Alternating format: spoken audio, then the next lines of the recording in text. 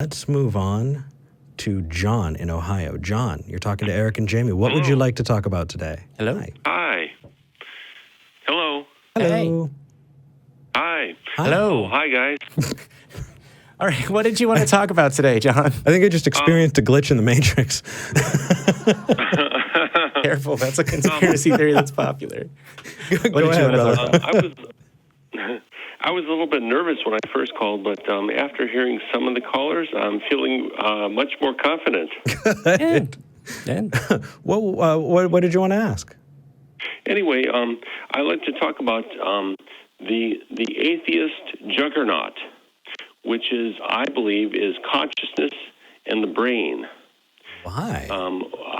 I think that consciousness is produced by the brain, and that if that's true, that would basically brush aside all of the apologetic arguments, the ontological argument, the teleological argument. All that stuff would be brushed aside if consciousness is produced by the brain. No, unfortunately. I wish it was that way. So if you're saying hold on. Let me just clarify, because I think I know where you're coming from. If you are saying, and I know a way that Eric would get it right away. If you are saying that consciousness depends on a brain or some other physical entity to create it, it doesn't exist independently of that. That premise, if accepted, would negate an argument for the creation of the universe that had a mind or consciousness existing outside of a physical object. Yeah. Okay. Yeah. What I would say is that in arguments and debates, it's going to be probably very difficult to get to that point. Certainly there are calls with Matt where that works out well, but or for reason. And I mean, you're not wrong. The problem is we meet people where they're at. And getting someone to accept that premise that consciousness is an emergent property of having a brain that's functioning, it's so difficult. And because of that, we have to meet them where they're at. And a lot of times they won't accept it. And the good news is that all of these other arguments can be addressed in different ways, but we try and use the tactic that we think is best suited. So if someone wants to talk about intelligence and consciousness, then we can absolutely go there. But if they want to, go with some other kind of proof, or they want to share their personal experience, or they want to say that, magic exists and I'm a magician, or whatever the case is, we just kind of have to meet them where they're at.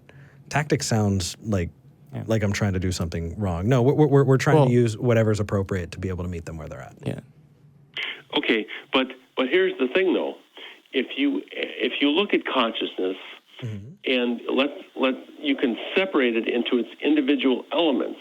Like, for example, I could ask you, how is it that you know that you're conscious? And first of all, right off the bat, you could point to the five senses. But those all have physical locations within the brain. Physical locations that can be tweaked or altered. Well, that and the brain is more complicated than that. So it's not just, this is the neuron that does math, and that's, it's not very good. And this is the neuron that reads, it's okay. That just commenting on my personal ability to interact with the world. But the brain works together, all of the parts, right? I mean, it sounds like you're saying cogito ergo sum. Is that? I think therefore I am. Yeah. Maybe I'm skipping forward. Well, I think he's saying... I don't know about that. All I'm saying is that all of the brain regions have been mapped, and they all correlate to a specific function. And if you look at the specific... More or less. Specific elements of consciousness, you can say anything that would constitute consciousness has a specific location in the brain. Yeah. Anything that you can, like I said before, the five senses: sight, hearing, smell, taste, and touch. They all have specific locations within the brain. in many other senses that we haven't. I mean, So there, Right. there's competing Emotions sense theories, but and- your point yeah, is, my point is, you can lead a horse to water, but you can't make it drink. I get it, and the reason I'm so cut and dry is because, and you're saying this in a very nice way, but in my experience, I've gotten emails of people saying, "Oh no, I have a magic bullet. All we need to do is explain this." What- And then everything else will dissolve. I wish we lived there, but it's never that simple. Well, so what I will say is, I don't think it's a magic bullet, or necessarily, I mean, it's so helpful. If he's right, if they knew. To be clear, it so would- to a person who's open to thinking about these things and thinking about the definition of consciousness, who's saying, yeah, I'm not really sure, but I heard this teleological argument and it seemed convincing, or I went on whatever. There's another apologist, but I'm not sure I want to plug his stuff right now, and this seems like it's logical. What do you think about this? Explaining like, yeah, no, actually, consciousness appears with a significant amount of evidence that's conclusive to be a product of the brain, a physical object. Right. But Right. yeah, and I think that's a very good argument, but I wouldn't bring it up if a person is trying to tell me that the Earth is 6,000 years old. Well, but Necessarily. all of these religious arguments, all of the apologetic arguments are philosophical in nature. So if we can establish that consciousness is produced by the brain, that is an empirical argument. But then they'll argue with you whether or not empiricism is something you should be using. Yeah. It's If they're direct. It is that wacky, dude. Yeah. But yeah. I love the gumption. Keep doing it, but don't make that a stopping point. You're right.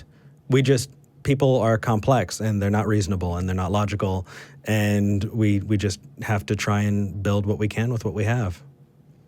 See, I always go with the scientific route because Well, yeah, of course you do. Anything. That's awesome. You can prove anything with philosophy. Just about. Well, philosophers might do, but anyway, I disagree. this is a rabbit hole, and we have only so much time. And but you know what's a good place agree. for rabbit holes? r/talkheathen. If you are a Redditor or okay with becoming one even just for this, discussions of which arguments about apologetics, that is a perfect place for it. Yeah. Okay. Do you guys have one more, 30 seconds for one more statement from me?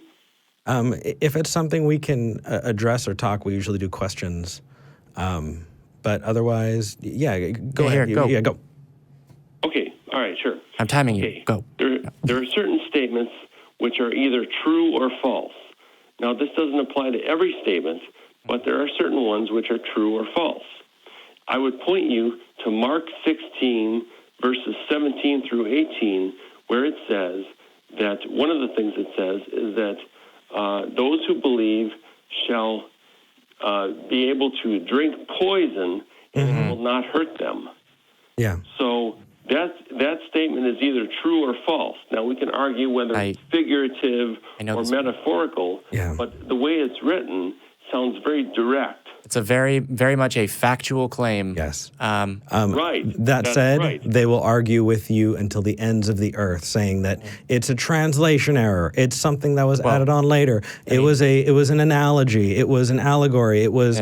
It's just the way it is. I mean, anyway, to be fair, it was added later, but it's also a very bad idea. Don't do it. No. Yeah. These are all things that we've absolutely seen and tried and used and found out very, very quickly and disappointingly that people are not rational. Yeah.